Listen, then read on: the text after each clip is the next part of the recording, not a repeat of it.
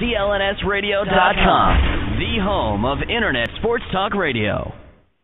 All right, ladies and gentlemen, we are back here live on CLNS Radio. This is Celtics Beat. I am Matt Rury, and my co-host today, well, I'm really his co-host, if you will, is Rich Conte. And like I mentioned before the break, we are coming immediately back from break with our special guest today. It is ESPN draft expert, NBA draft analyst, Jeff Goodman. Jeff, thanks for calling us today. We appreciate it. No problem, guys. Thanks for having me on. Yeah, so, I mean, let's just dig right into this and get this out of the way. What do you think is happening here as far as the draft is concerned? The big five prospects that you have always known about, Wiggins, Parker, Randall, Smart, Exum, those guys are playing pretty well. They're sort of getting into their groove. But there are a couple other names that are coming out, or a handful of other names anyway. Is this draft class getting deeper as we see the season go along? It's really strong at the top, or certainly a lot stronger than it's been in recent years. You know, top 6, 7 players, and you're starting to see some other guys emerge as well. It's a stronger, deeper draft. I'm not sure if there's a LeBron, a Kevin Durant, a Chris Paul, somebody of that nature that can completely change your franchise. I think Andrew Wiggins is a guy that we'll have to wait and see because his upside is so high. I love Jabari Parker from Duke. I think he's a guy that can be a 17-7 guy in the league pretty quickly and help be I think there's a lot of number 2 guys. I'm not sure. Again, I think Jabari could be a Paul Pierce type of player in terms of his impact.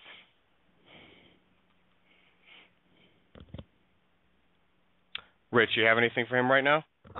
Yeah, a couple other names that I see kind of creeping into the conversation with kind of are guys like Joel Embiid in Kansas, the big guy, and then another name I'm starting to hear is Zach LaVine, a point guard from UCLA. I mean, do any of those guys realistically have a chance to kind of crack into that upper group with the 5 that we've already mentioned?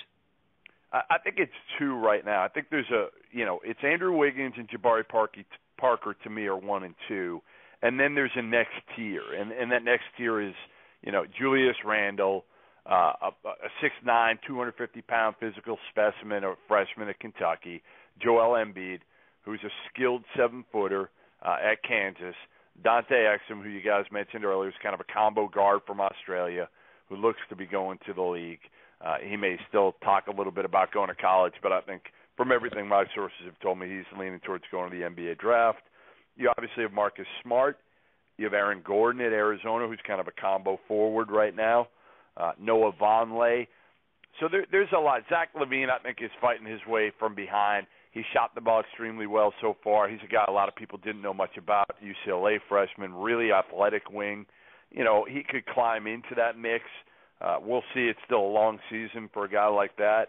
But I think there's probably, again, Wiggins, Parker, Randall, Embiid, Exum, Smart, to me, are the clear top 6 today. And then there's another tier of, Aaron Gordon, Noah Vonleh, Willie Cauley-Stein, a 7-foot shot blocker from Kentucky. And we haven't really talked about some of the other, if there are some other international guys that could maybe crack the top 10. But, I think the top 6 is where the draft is at.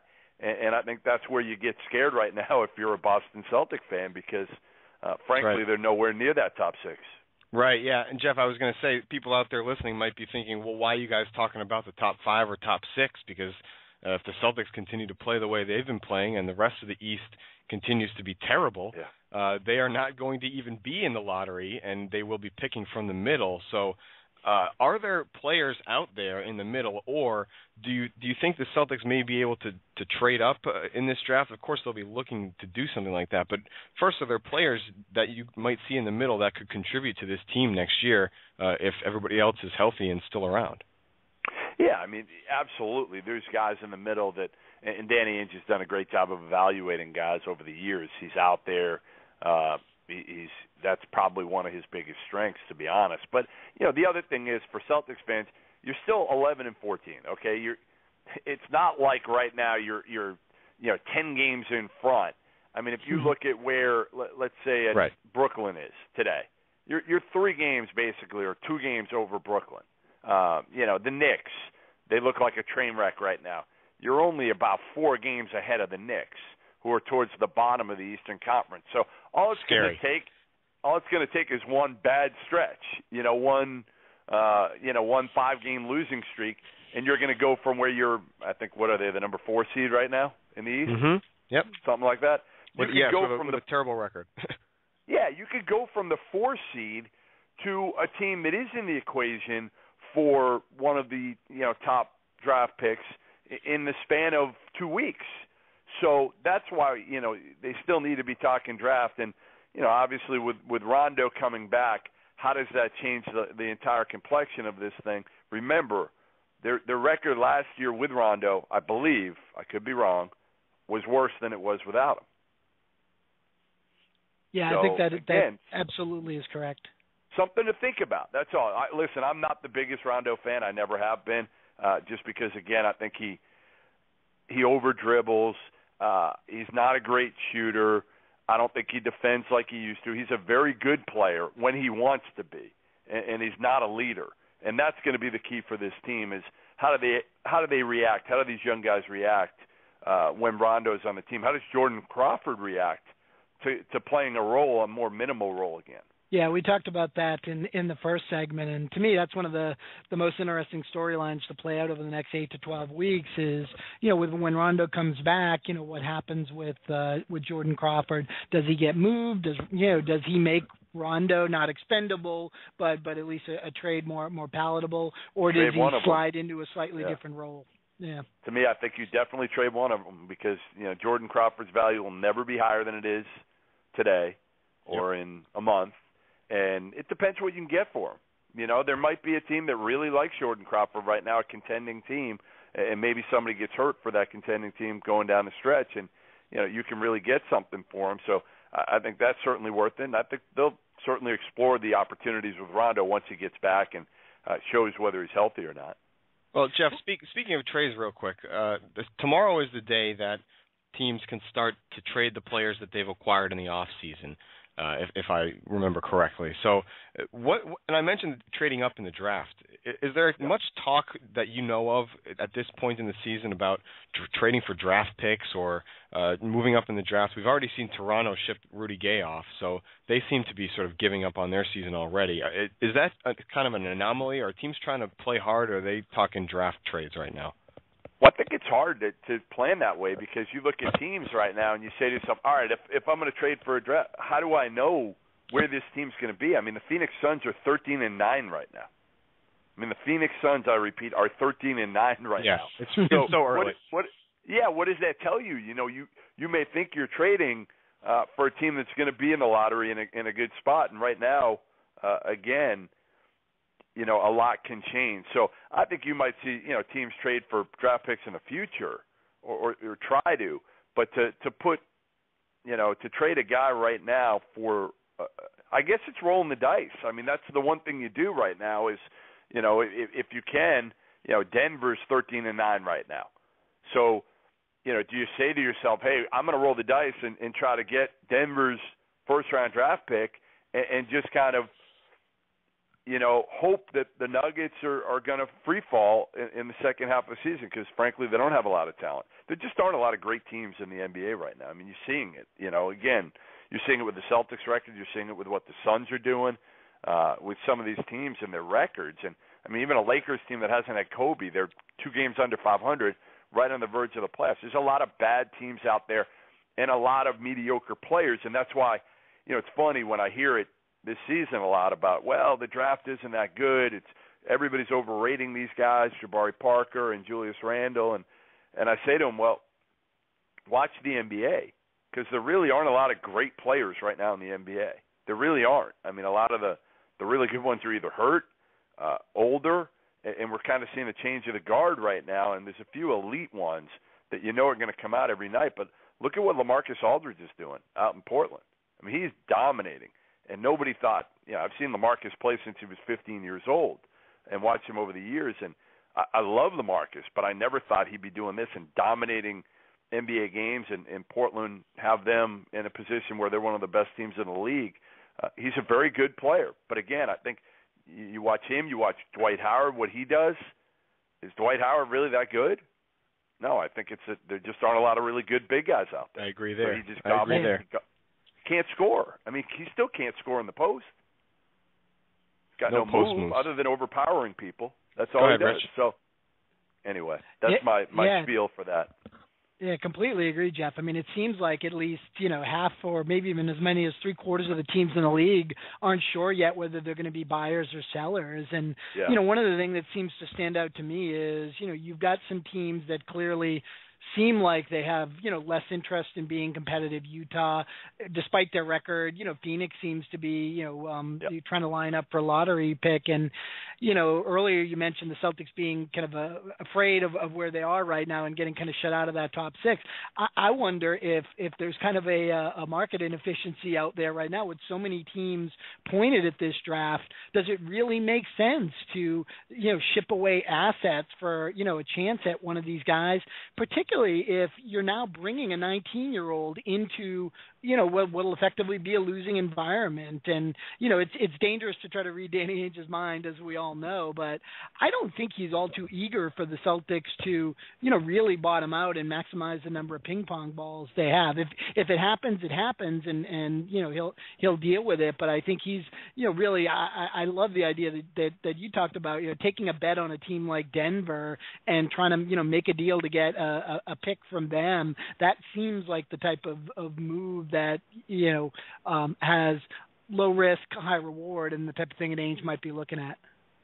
Yeah, and I think you just continue to, get assets, stockpile assets, and those are in the draft, and you kind of see what happens with some of these young guys and how they emerge. Jared Sullinger's played well enough. You want him to be a keeper. But again, I don't think anybody is untradeable on this team. Nobody.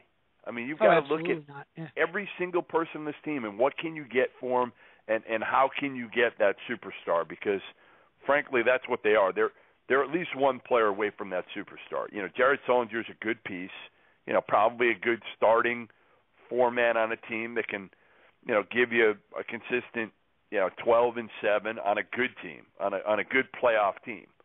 And, Kelly Olynyk can be a good first guy off the bench, I think. And, Rondo's the key for this team, though. Does he buy in as a leader? Do you build around Rondo? Do you get enough? Can you get enough for Rondo to pull the trigger and trade him? Because if not, you got to keep him and you got to try to build around him. And I think Brad Stevens, and this is my biggest question when they hired Brad, was could he handle Rondo? Could he handle a guy like that who, frankly, has not been well liked by Tubby Smith and Doc Rivers? So could Brad, who's dealt with a lot of the highest of high character kids at Butler and low maintenance kids at Butler, deal with a guy like Rondo? And that's going to be the question here: is can Brad just kind of deal with him, hand him the keys, and let him go? And will Rondo be happy, and will everybody else fall in line? That'll be the interesting thing, because if that's the case, you might be one major piece away. But if you deal Rondo, well, then you're kind of starting over, and you're going to need a number one and a number two guy. Right, and you know what? Stevens has passed the test so far in my eyes. He's been even-keeled, and he's not been on a roller coaster as many coaches may experience when they first step into the NBA. He's the youngest coach in the league, but he's not showing it, Jeff. He is. Listen, I know Brad probably as well as anybody from a media perspective over the years. I've said it for years. I go there every time to Butler. When I went, I felt cleansed leaving Butler because of Brad, because of the types of kids he brought in, because of the way they played. I talked to Kelly Olynyk the other night about him, and I said, what do you think so far? He's like, he's unbelievable. Just how even-keeled he is, how his approach never wavers, how mature he is for his age. Brad Stevens is going to be a heck of a coach. He already is. We know that. But, you got to surround him with more talent. Bottom line is he's done a great job with the hand he's been dealt, but how long can you sustain it? Now, I guess in the Eastern Conference, you could probably sustain it right now. But yeah, that's right. But the bottom line is, think of how scary it would be to have Brad Stevens with a ton of talent. He's never had it. He was overmatched at Butler every single year, and he went to 2 NCAA championship games at Butler in the Horizon League. Now he's got this team that, frankly, I know people will get on me when I say they're not very talented, but I think you guys can agree with that. They're not. I mean, they're just not right now. Put him up against almost any other team in the Eastern Conference, and he's going in with less cards in the deck, and somehow he's coming out on top. And I think a lot of it is because of him. Because of him and the way he deals with these players and the way he gets them to play hard, consistent. And I think, again, he's a great X's and O's guy as well. Yeah, Jeff, I think you hit the nail on the head earlier. I mean, the Celtics, if you look at it, they've got the makings of, a great 4 through 8 or 9 on the roster when you look at guys like Green, Bradley, Sullinger, Olynyk.